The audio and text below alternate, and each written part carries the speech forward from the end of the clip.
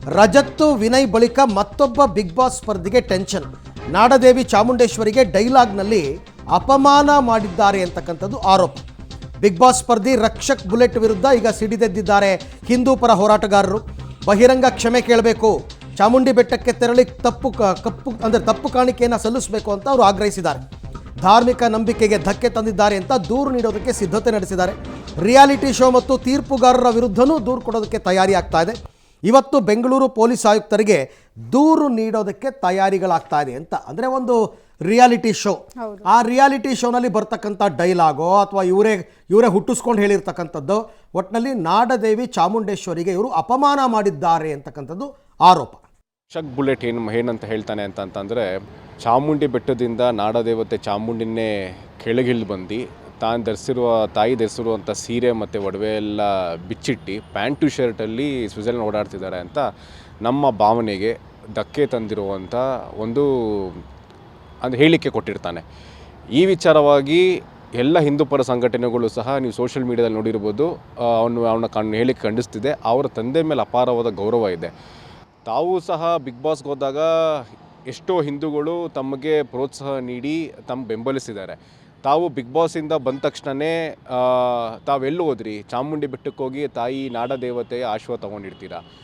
ಈಗ ಬಂದು ನಮ್ಮ ನಾಡದೇವತೆ ಬಗ್ಗೆ ಮತ್ತಷ್ಟು ಮಾಹಿತಿ ನನ್ನ ಕೊಲೀಗ್ ರಾಘು ಅವರಿಂದ ಪಡ್ಕೊಳ್ಳೋಣ. ರಾಘು, ಅದು ರಿಯಾಲಿಟಿ ಶೋ ಆಗಿರಲಿ ಅಥವಾ ರಿಯಲ್ ಶೋ ಆಗಿರಲಿ, ಆಡಿರೋ ಮಾತು ತಪ್ಪೆ, ಎಂಥವ್ರಿಗೂ ಧಕ್ಕೆ ಆಗುತ್ತೆ. ನಾಡದೇವಿ ಚಾಮುಂಡೇಶ್ವರಿ ಬಗ್ಗೆ ಆಡಿರ್ತಕ್ಕಂಥ ಮಾತು. ಈಗ ಇದರ ಬಗ್ಗೆ, ಈ ವಿಚಾರಕ್ಕೆ ಸಂಬಂಧಪಟ್ಟಂತೆ ಯಾರು ಹೋರಾಟಗಾರರು, ಏನು ಹೋರಾಟ ಮಾಡ್ತಾ ಇದ್ದಾರೆ, ಏನು ಕ್ರಮಕ್ಕೆ ಆಗ್ರಹಿಸ್ತಾ ಇದ್ದಾರೆ ಅಂತ ಅರವಿಂದ್, ಬಹಳ ಪ್ರಮುಖವಾಗಿ ಖಾಸಗಿ ಶೋನಲ್ಲಿ ರಕ್ಷಕ್ ಬುಲೆಟ್ ಹೇಳಿದಂಥ ಈ ಒಂದು ಡೈಲಾಗ್ ಏನಿದೆ, ಇದು ಹಿಂದೂ ಸಮುದಾಯವನ್ನು ಕೆರಳಿಸುವಂಥದ್ದು, ಜೊತೆಗೆ ಹಿಂದೂ ಸಮುದಾಯದ ಭಾವನೆಗಳಿಗೆ ಧಕ್ಕೆ ತರುವಂಥದ್ದು ಅನ್ನುವಂತಹ ನಿಟ್ಟಿನಲ್ಲಿ ಸದ್ಯ ಈಗ ಆಕ್ರೋಶವನ್ನು ಹೊರಾಗ್ತಾ ಇರುವಂಥದ್ದು. ಈಗಾಗಲೇ ಈ ವಿಚಾರಕ್ಕೆ ಸಂಬಂಧಪಟ್ಟಂತೆ ಹಿಂದೂ ಪರ ಸಂಘಟನೆಗಳು ಸೋಷಿಯಲ್ ಮೀಡಿಯಾದಲ್ಲಿ ಈ ವಿಚಾರಕ್ಕೆ ದೊಡ್ಡ ಮಟ್ಟದಲ್ಲಿ ಆಕ್ರೋಶವನ್ನು ವ್ಯಕ್ತಪಡಿಸ್ತಾ ಇದ್ವು.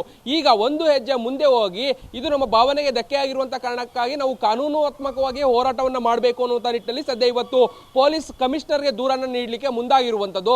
ಕೆಲ ಹಿಂದೂ ಕಾರ್ಯಕರ್ತರು ಇವತ್ತು ಹೋಗಿ ಪೊಲೀಸ್ ಕಮಿಷನರ್ಗೆ 11 ಗಂಟೆ ಸುಮಾರಿಗೆ ದೂರನ್ನು ನೀಡೋದ್ರ ಮುಖಾಂತರವಾಗಿ ಈತನ ವಿರುದ್ಧ ಕ್ರಮವನ್ನು ಕೈಗೊಳ್ಳಬೇಕು ಅನ್ನುವಂಥ ನಿಟ್ಟಿನಲ್ಲಿ ಸದ್ಯ ದೂರನ್ನು ನೀಡ್ತಾ ಇದ್ದಾರೆ. ಮುಖ್ಯವಾಗಿ ಅವ್ರದ್ದಿರುವಂತಹ ಬೇಡಿಕೆ ಇಷ್ಟೇ. ಈತ ಹೇಳಿರುವಂತಹ ವಿಚಾರ ಏನಿದೆ, ಈ ಹೇಳಿಕೆಗೆ ಸಂಬಂಧಪಟ್ಟಂತೆ ಕೂಡಲೇ ಆತ ಚಾಮುಂಡಿ ಬೆಟ್ಟಕ್ಕೆ ಹೋಗಿ ದೇವಸ್ಥಾನದ ಮುಂದೆ ನಿಂತು ವಿಡಿಯೋ ಬೈಟನ್ನು ಮಾಡೋದ್ರ ಮುಖಾಂತರವಾಗಿ ಕ್ಷಮೆ ಕೇಳಬೇಕು. ಜೊತೆಗೆ ಅಲ್ಲೇ ಇರುವಂತಹ ಬೆಟ್ಟದಲ್ಲಿ ತಪ್ಪು ಕಾಣಿಕೆಯನ್ನು ಕಟ್ಟಿ ಆ ಬಳಿಕ ಸಂಪೂರ್ಣವಾದಂತಹ ಹಿಂದೂ ಸಮುದಾಯ ಏನಿದೆ ಅದಕ್ಕೆ ಅವರನ್ನ ಕ್ಷಮೆಯನ್ನ ಕೇಳಬೇಕು, ಜೊತೆಗೆ ತಾಯಿಯನ್ನ ಕೂಡ ಕ್ಷಮೆ ಕೇಳಬೇಕು ಅನ್ನುವಂಥದ್ದು ಇವರ ಒತ್ತಾಯ.